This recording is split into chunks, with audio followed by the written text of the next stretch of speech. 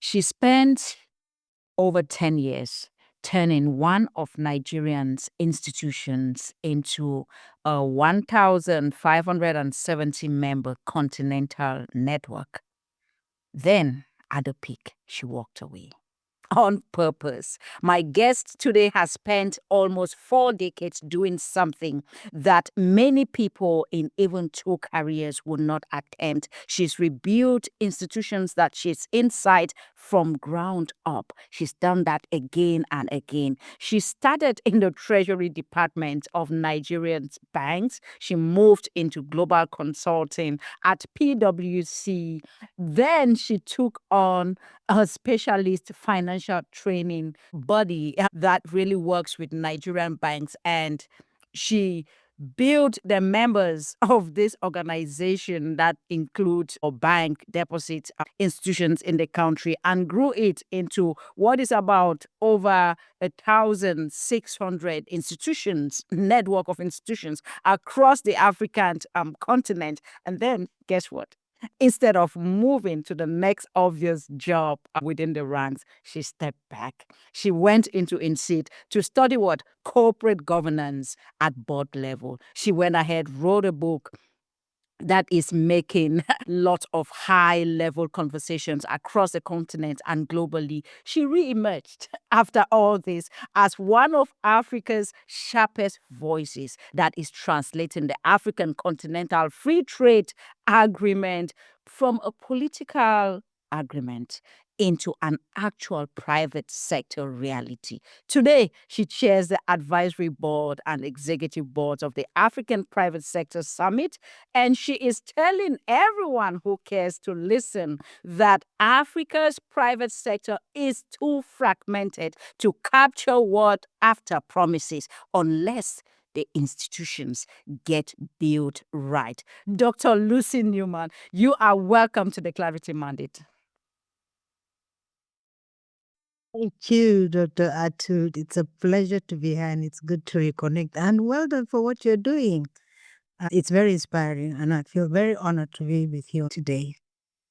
Amazing having you as a big sister. I've looked up to you. We've worked together doing some work years back at African Peer Review Mechanism, and it was always a pleasure to tap from your wisdom. And it's even great knowing the things you've done after that with the African Private Sector Summit. We'll be excited to know more about that. You spent 9 years inside Nigerian banks, if I'm right, treasury marketing, product development, post-merger integration, before you even ran an institution yourself.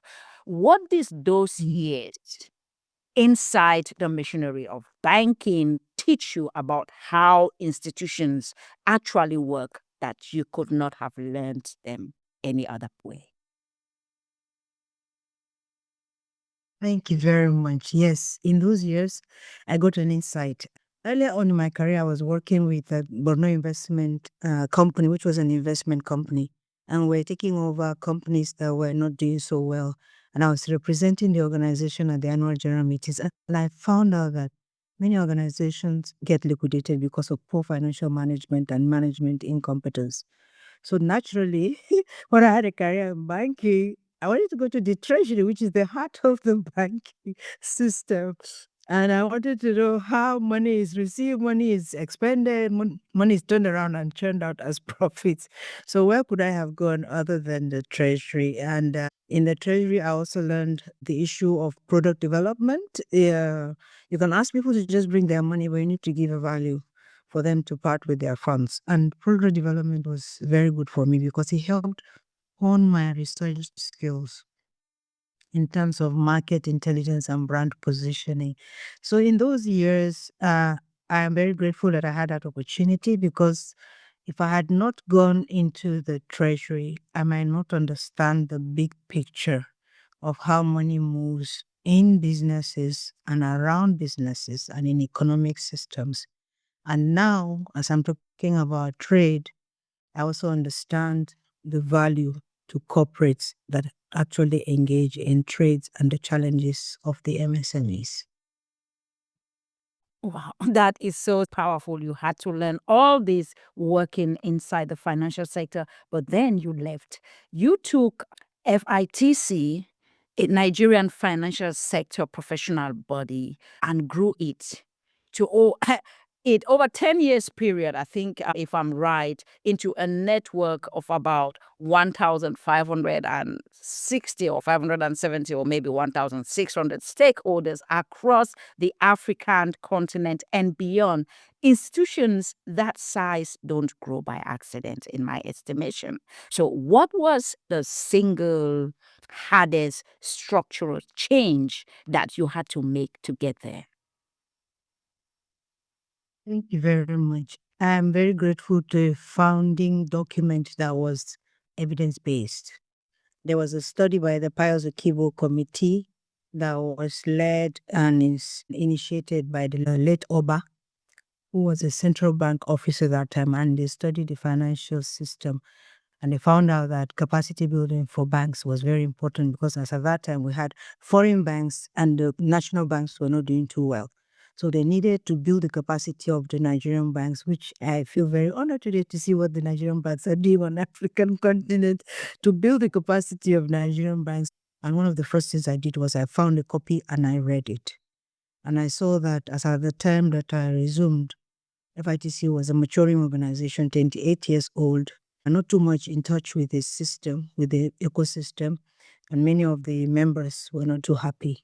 So that engagement gave me, I also took time to engage all the former heads of that organization, those who had been CEO that were still living, and those who were chairmen that were still living. I asked them two questions. Looking back in time, what do they wish they would have done at that time? And what do they think we should focus on going forward? So that engagement gave me the goodwill and it also gave me the insight to do a massive restructuring, after which I knew that stakeholder engagement was very important. And then I saw that Nigerian banks were growing outside the country and we needed to be in networks that were not just Nigerian banks. And I became a very strong member of the West African Bankers Association. And then when we had referral by the IFC to the Africa Corporate Governance Network, that was also a very good platform for us to belong to. Little did we know later that IFC was going to come calling, and in that process, we got connected to the Financial Accrediting Agency of Malaysia. And then we developed our competency. And what we're doing as nonprofit, I knew that for us to engage our stakeholders very well, the staff must be trained. They must have finesse and polish and understanding of the mandate. For that, I'm very grateful to my work at PwC. PwC is a global professional services organization, and I had the privilege and some partners who put me through some things. So I was able to replicate all those things in a little FITC. And before we knew it, we got awards as a nonprofit for Great Place to Work, and our people were being developed. So these things were very important for us. Engagement of the stakeholder, investment in the employees, and then the services. We saw ourselves transitioning from short-term handholding report kind of interventions to 8-year-long handholding implementation programs on retainership. So that deepened our professional practice. And by that also I had the privilege to stand in front of bank directors and all that and talk about corporate governance. And I was doing that because I understood the corporate governance, and by the work I did, I understood, but I needed a certification. So that's why I went to INSEAD Wow. after I left office. And I wanted to now serve on boards of global corporates, which I got to know when I was in school. I did my master's in business admin, international business. So I understood how international businesses work. And my doctorate was at University of Phoenix, where we had lecturers that were consulting for Fortune 500 companies. You see a case and you come to class and your professor is actually the consultant on the project. That was awesome. So in that regard, I felt the natural place to go to was INSEAD because my degree was West African, and I went to the US for that reason for Fortune 500 and Global 1000. But I didn't have a European credential, so I chose the INSEAD program on governance. Wow, that's amazing. If you're joining us, we're talking to Dr. Lucy Newman. This is a leader on the African continent, whether you look at governance, whether you look at the African Free Trade Continental Agreement and what it means for private sector. She is leading conversations in that, and she is just giving us some huge background into where she has come from to be in the offices and the roles, the governance roles, and all the leadership roles she's leading on the African continent. And it's an absolute pleasure having her on the Clarity Mandate. And let's carry on with this conversation. At the peak, Dr. Lucy, of a successful 10-year CEO tenure, you didn't do the obvious next step that everyone will guess, maybe some executive role or some other role. You retired early, took a career break, and went to insert, like you just said, to study corporate governance at the board level. Most leaders don't voluntarily step back, especially in Africa when momentum is like that and you had seen lots of success. What made you certain that that was the right move? Thank you very much. Incidentally, as you were speaking, I remembered that my special assistant actually ran into my office. I was crying. I was telling me, what have I done? Am I very serious? You know, some of my family members said, nobody steps away from such a role. It was a very powerful role where you relate with the central bank. The banks are your members and all that. But I felt that in the course of my work for FITC, as I said, I served on the WABA Governing Council, and I also got to engage in the Africa Corporate Governance Network. And that made me travel around Africa. And when I travel, as you and I met at the APRM, we travel not just from airport to hotel. We take road trips, we go to the provinces. And I went to Europe and I saw the things.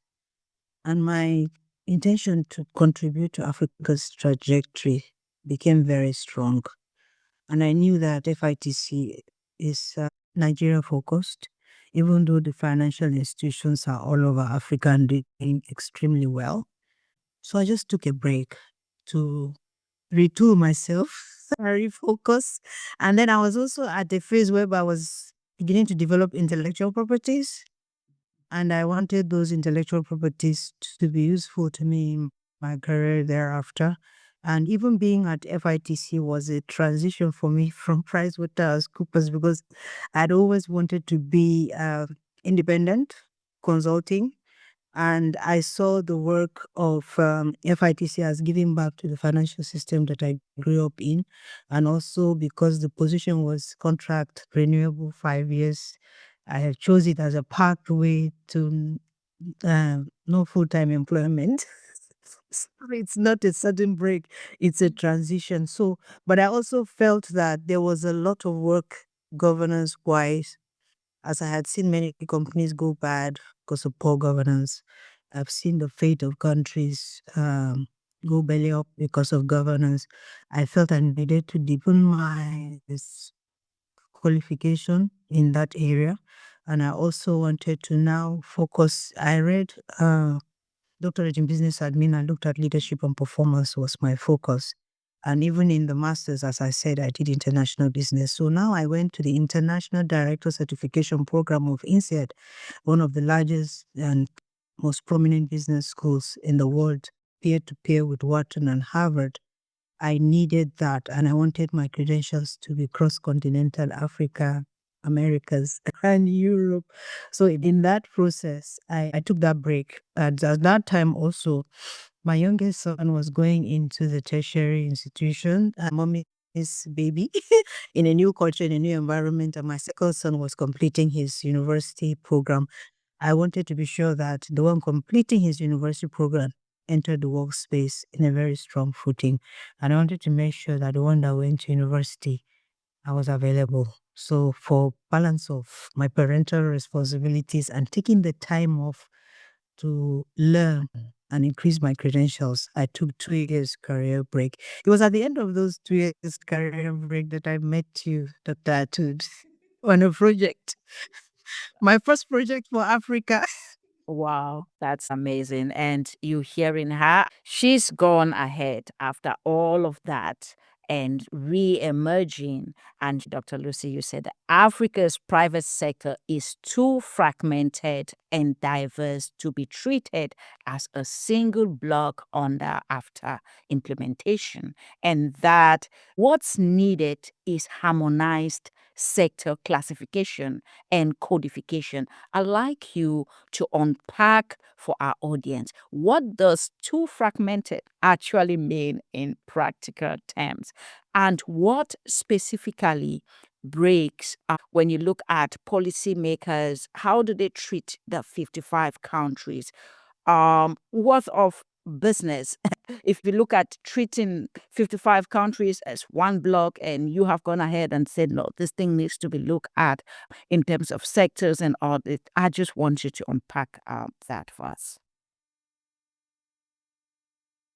Thank you very much, Dr. Atud. This is a beautiful question. It's a bonus question for me because I've been thinking about this about 3 years now. We underestimate the importance of the private sector. And I came to that conclusion when I saw the GDP, the revenue of our global 500. Many of them, the revenue is bigger than our GDP as Africa. And that should not be the case. And also our private sector. That's why I love my work at APSS. We have the Private Sector Bill of Rights. If you look at our businesses in Africa, we have very low mortality rates. The environment is not conducive for the private sector. So the Private Sector Summit, with the support from UNECA and CODA and SAIP and other partners, we developed an evidence-based tool that is called the Private Sector Bill of Rights. At first, it was 23 rights. We now made it 24 based on feedback in the validation processes. Now, those 24 rights are basic conditions that businesses need to thrive and to exist in Africa. And Africa is not likely to get the benefit of the private sector if the countries do not look at these rights and work in making sure that each jurisdiction provides the minimum basic environment to thrive and even to scale, whereby an MSME can get listed in 15 to 20 years. Right now, most of our MSMEs do not survive if the founder. There are so many things involved in that. Then the second aspect again is that our private sector, if you look at the US, you look at Europe, there are sectoral taxonomies and codes. In Africa, if you ask every African country to list their sectors, the names come from all over the place. Now, if we understand big data and analytics, when the foundation is not well stratified, you're going to be flying blind. So for Africa, for instance, I advocate for the 5 sector clusters. Some people call sectors, some people call industries. That's another confusion.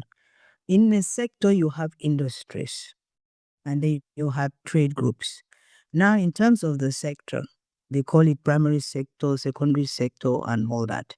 For us to scale a fantastic framework as the AfCFTA, I used to say that, imagine with what happened to our issues on AGOA and all the trade issues and the sanctions and tariffs, what would have happened to Africa if there was no AfCFTA?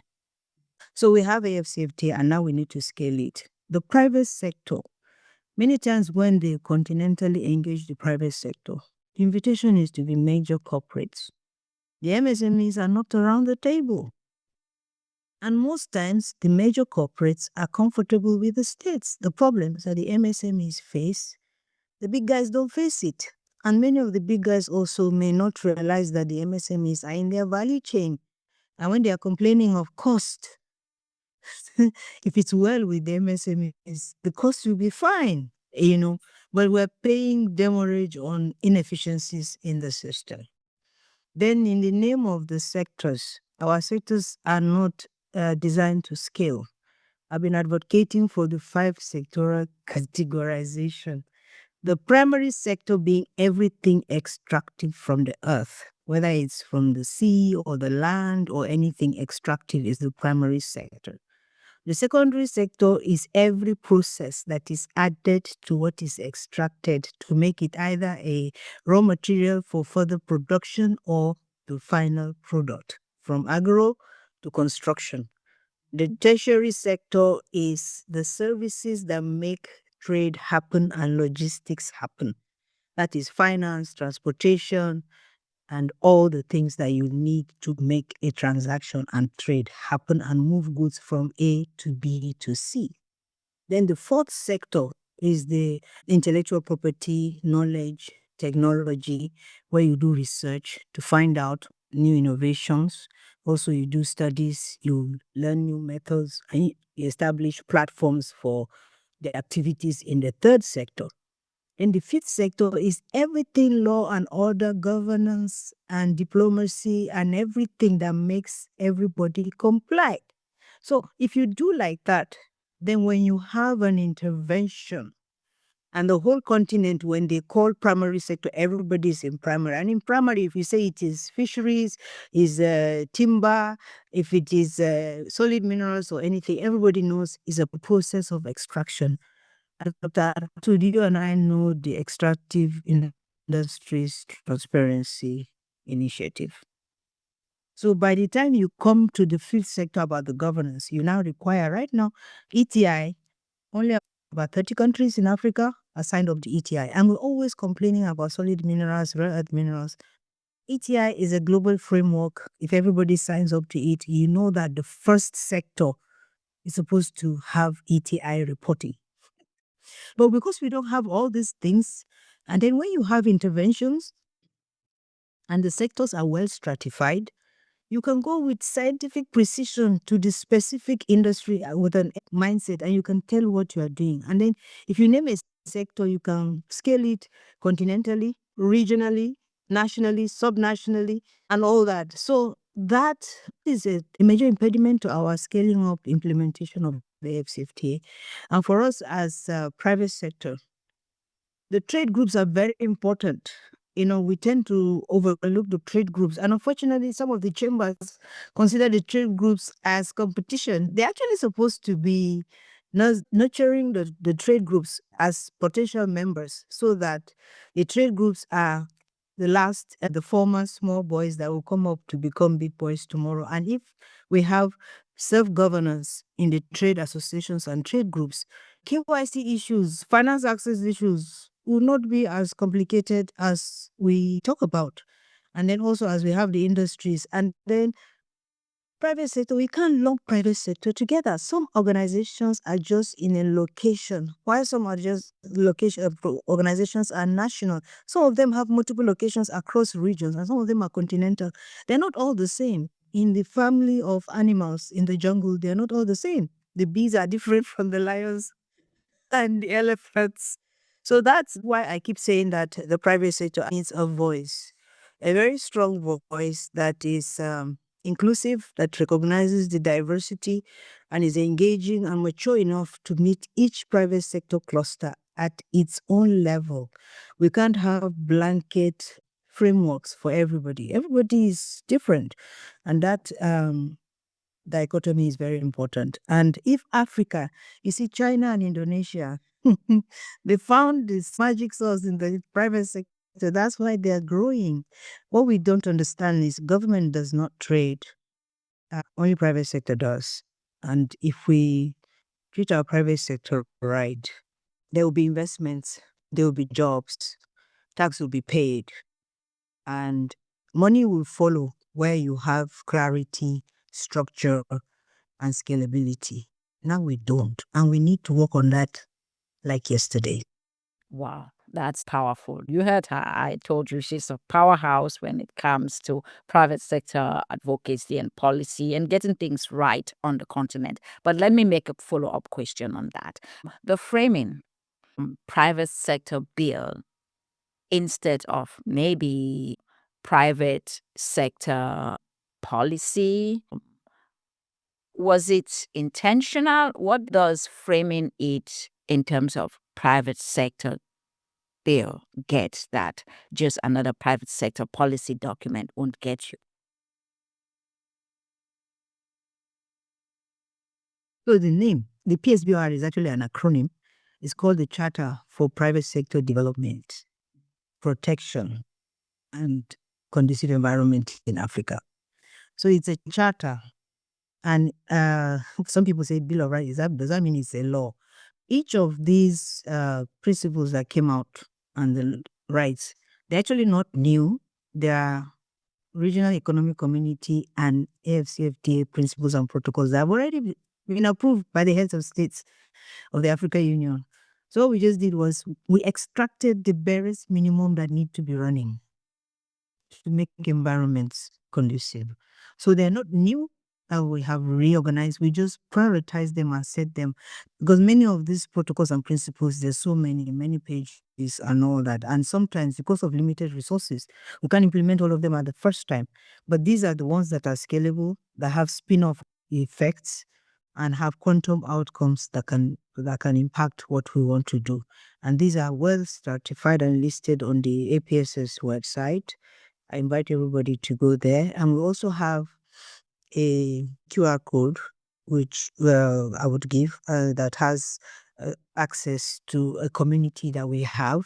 And I spoke about how we built our community at FITC to 1,500 organizations members. The same thing with APSS does not work alone. APSS has partners and it thrives in an ecosystem of similar organizations that have similar concerns, or also their members have interests in the things that we do. And three strong key members. We also have the African Business Council, and we also have the African Education Trust Fund. And then we have our very special partner, the AAA, All Africa Association of Small and Medium Enterprises, that we have partnered with along the way. We also have the African Integration Think Tank and many others that are in the ecosystem. So when APSS shows up, it does not show up alone. It comes along with other likely organizations. Wow, that's so, so powerful. And that's the power of collaboration because, like you say, you can't do it alone. And you were the first African elected director on the IS Global Board, representing members across 48 countries outside of the US.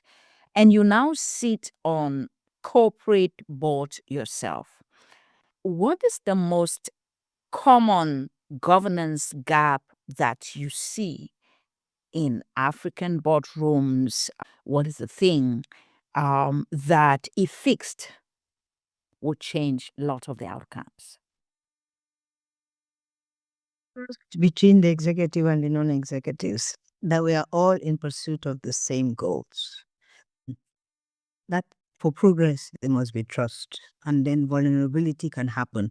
And when vulnerability happens, then you can see the real problem and you can address it. So maybe because in Africa, saving face is very important. People are not very eager to be vulnerable and they don't ask all the questions, and everybody thinks the other person is out to get me. So, but that is, if I have an opportunity, I do advise boards as well. So if I have an opportunity, one of the first things I do is team building on the board to make sure that everybody has relaxed and they trust, and then we can see that we're all on the same team. That's one. And the second side is the aspect about, because of that vulnerability, people who don't know something, they may not come forward and say, I don't know. So having a board evaluation is very important. And then the feedback is discreet, one-on-one, and they can all work on their improvement plans. But above all, there's a lot of fun, there's a lot of relaxation and enjoyment, and then also things move along. Africa has come a very, very long way in terms of governance practice. All thanks to King Report. King Report 1234. And that has been a very good aspect. And then in terms of the political governance is the reawakening of the citizenry on their rights and the things they can demand. So Africa is emerging in terms of governance. I only wish it will be faster. And unfortunately, private sector seems to be ahead of the pack, above the non-governmental and the political. I also had the privilege of being at the table when they were developing the Nigerian Code of Corporate Governance, the first phase. And I saw a lot of resistance. People saw it as not good for them, but they didn't see that it is investment in their own sustainability. Wow. That's powerful because sometimes people think governance is out to catch them and all that. And I love the gap that you actually highlighted. I hope every leader listening out there would want to really go back to your board and see what are the dynamics, what are the skills gap, what is the trust gap, and how do we actually work on those things so that we can move Africa's corporate governance to higher levels of growth and actually doing the work that they sit there to do, especially the gap between the executive and the non-executive members. I love that you actually highlighted that. Thanks, Dr. Newman. Let's move on. There's another one that I missed. I missed one, executive succession. Most times succession is avoided or there's vested interest and is really very, very independent. If we can do that, that is the best thing that can happen to many organizations. If the board can see its role as responsible for objective, high quality executive succession, that would be very good. With every member realizing that you're there as a tenure and what will be your legacy when you leave. Wow. I love that word, legacy, knowing that you are there for a particular time and you have a mandate to fulfill, and what will be the legacy that you want the next executive coming after you to carry on with. Thanks, Dr. Newman, for really highlighting that point on executive succession. But I want us to shift gear. You have spoken about African women's leadership. You've talked about moving from individual success to ecosystem building. I love the word ecosystem, and you've used it time and time again, I think intentionally on this podcast. That impact increases when leadership stops being about personal achievement and starts being about systems around her. What does the shift actually looks like in practice? And what does a woman leader have to give up for that shift to actually happen on the continent? Thank you very much. That's a very interesting one. I usually talk about cat fights and collaboration. Women are naturally very competitive.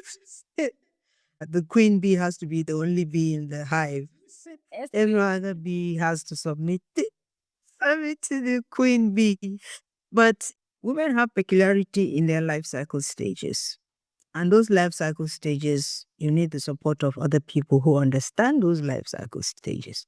And you also need a network that can be your resource base for information on how to manage those life cycle stages. You also need a resource base to advocate for the conditions you would like to help you walk through that life cycle stages. And that is a very important thing. And when I was in active full-time executive position, and whenever I find myself playing consultancy roles where I'm responsible for policies as regards employees and stakeholders, I always bring the issue of, if you look at a woman at a point in time, you might have the wrong perspective. You have to look at her over a series of years to really decide the value she adds. Because first of all, she's a young girl, she's a school teenager, she's a graduate, she becomes a nursing mother. That beautiful, intelligent young lady starts coming in late and she starts giving excuses of going to the clinic to take her children. If you look at her at that time and you think she's not worth it, then you have lost the future executive that is going to be very intelligent and value added and a fantastic leader because she's used to leading her family. So, and then also later in life, when she has become a matriarch, when she has brought up other leaders, she makes a very good mentor. So for you to really get the full value of a woman, you need to look at her across at least a decade. I love the word you use, life cycle, and every stage in the different in the life cycle demands different focus and different responsibilities, and it demands leaders to look at the woman with different spares of specs, if I like to put it that way.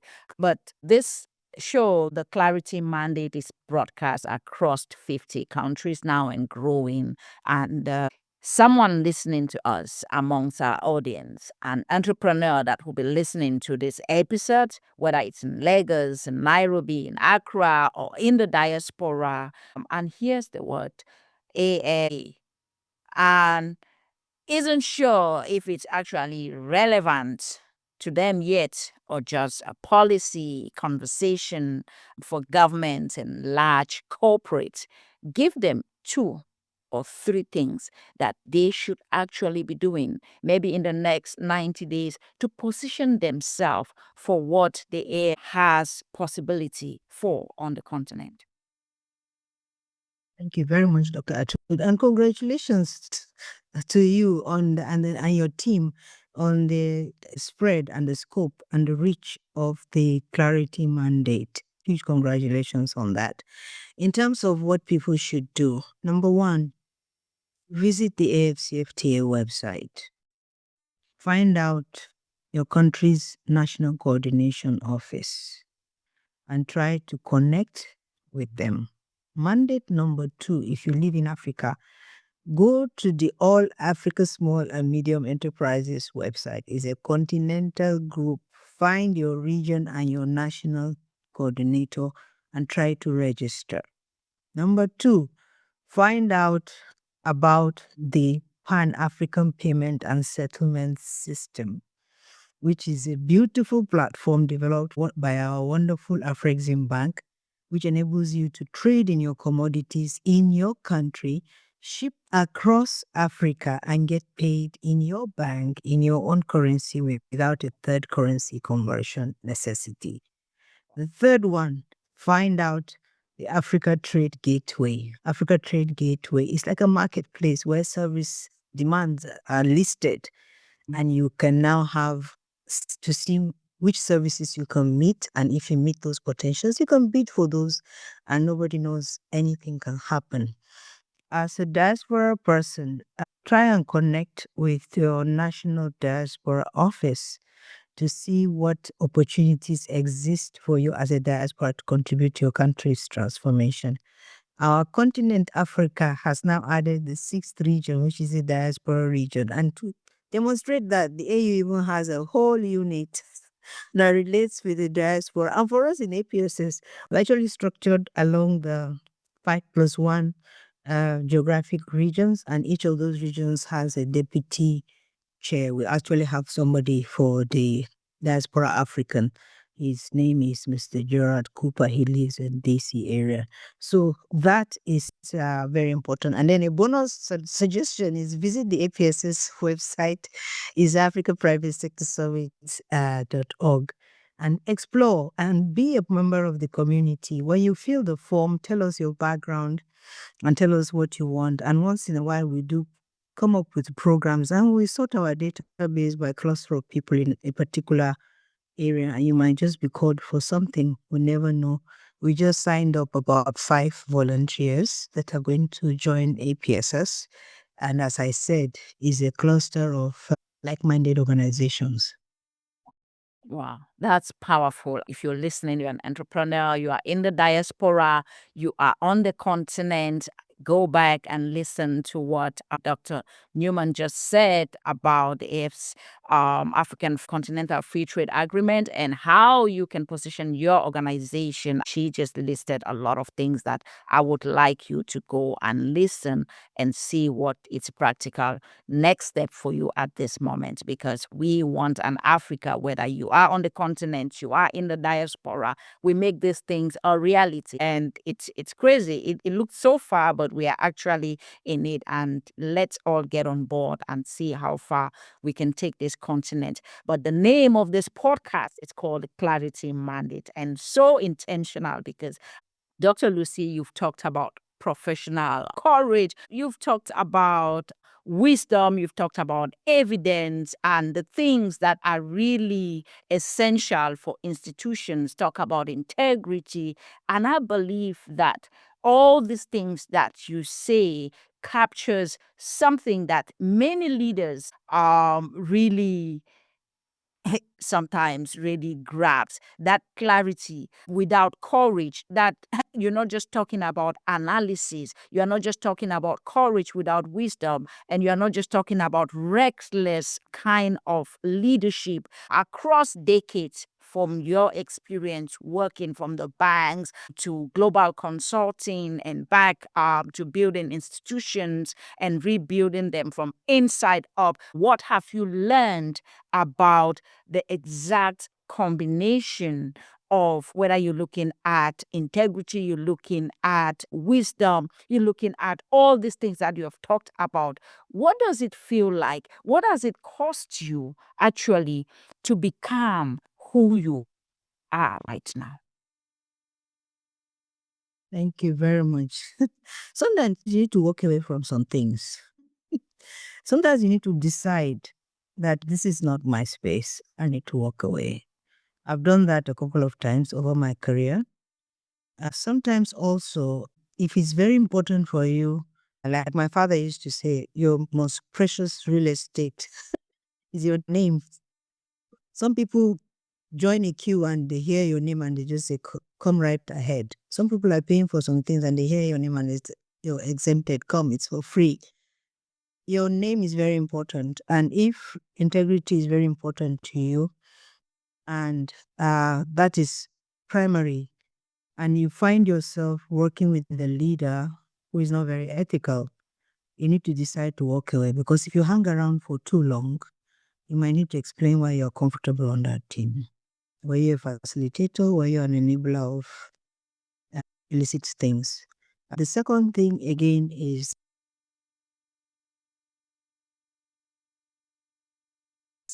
delayed gratification. If you learn to look at things in a wholesome manner and not be too transactional, it helps. Then also when you relate with people, you can look at people where they are today, but you can look at them also where they could be and how you are part of that, their journey to where they should be. And if you know your role, then it all adds up. But if you count integrity and ethics to be your key matter, you are an endangered species. You are among the few. And you need to try as much as possible to stand for what you say. What I find, I do that. There's a slide I use in my leadership trainings, and I have one which is don't ask people to do what you don't do, what you don't believe, and what they cannot see. And in that picture, I have the picture of a US Marine teaching his children press ups. So if you can't demonstrate press ups, you can't demonstrate what you're doing, it's not going to work. The other one is I have an image of somebody with 3 different masks. For you to be an effective leader, you need to be somebody that people can predict, people know where you stand on anything, even before you speak. Sometimes there are times that my name has been called for a role, and they say, hey, this woman, no, we don't want her here. She's going to come and rock the boat. And for me, that is a compliment. When people see it as a missed opportunity, I'm like, fantastic. So just because of whom you are, some people will pay a premium to have you on the table, because that is the kind of person they want. So it's okay to be different and unique and to stand on your principles. Then the other thing is that as a leader, people come to you and they're vulnerable to you. As a leader, you need to allow people the space to be vulnerable and to know that there no harm based on the information that's not accessible to you.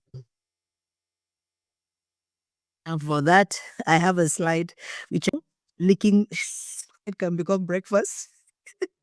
So those are things that for us as leaders we need to guard. And it's so sad that in my mentorship relationships, I hear so much when people say we are getting fewer and fewer people that can stand as ethical leaders.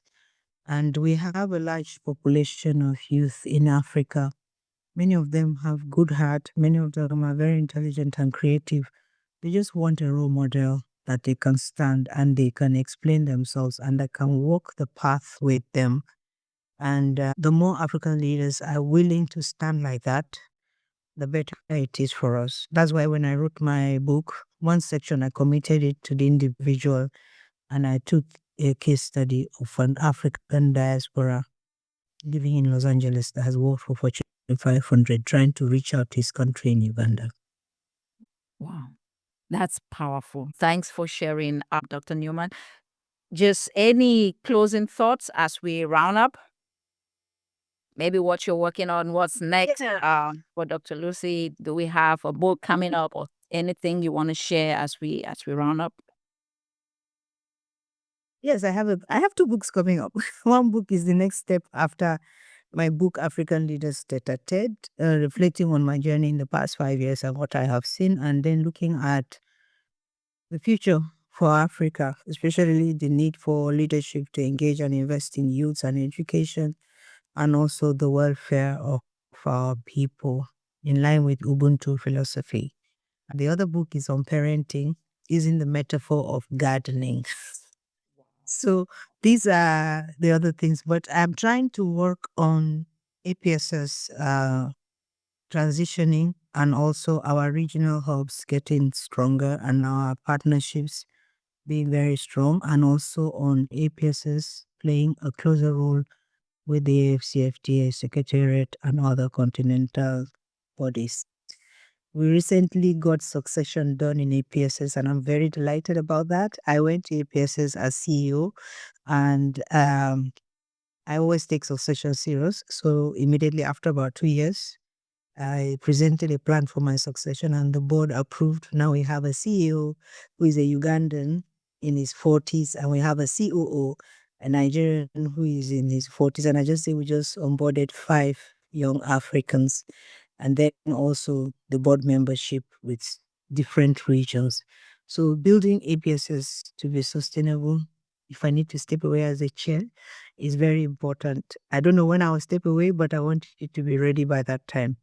And the 5+1 deputy chairs that we have, one of them might succeed me if I choose to move away. Wow, that is powerful. That is powerful. And you just see the kind of leader that Dr. Newman is. It's not about herself, it's always about the institution. And she is so intentional in making sure that the systems that need to be in place for sustainability are there. And thanks for sharing. This has been Dr. Lucy Newman, who built her career the way she built institutions, deliberately, structurally, and with the courage to walk away from any career into a bigger mandate whenever it is required of her.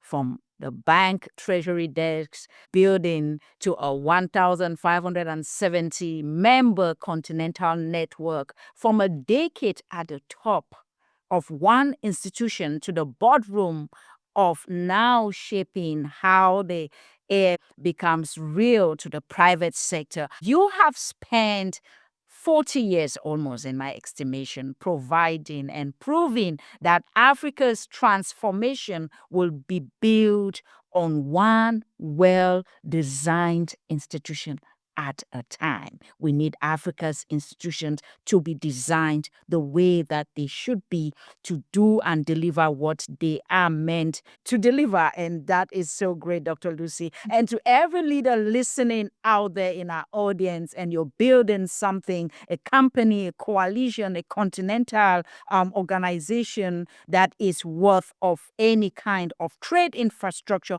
the mandate is clear. You heard Dr. Lucy. You need some professional courage. You need to apply some wisdom with evidence. And guess what? You don't need to make it personal. It's about the institution. It's a disciplined, and now you need to go out and listen to the full episode and begin to implement some of the tips and some of the things that she said. And you want to find Dr. Newman's work. You want to look at her private website. We'll put the details in the show notes. And you want to look at the African Private Sector Summit website and every other website that she has actually shared. We'll put the details in the show notes. And I am Dr. Vivian Atud, and this has been the Clarity Mandate.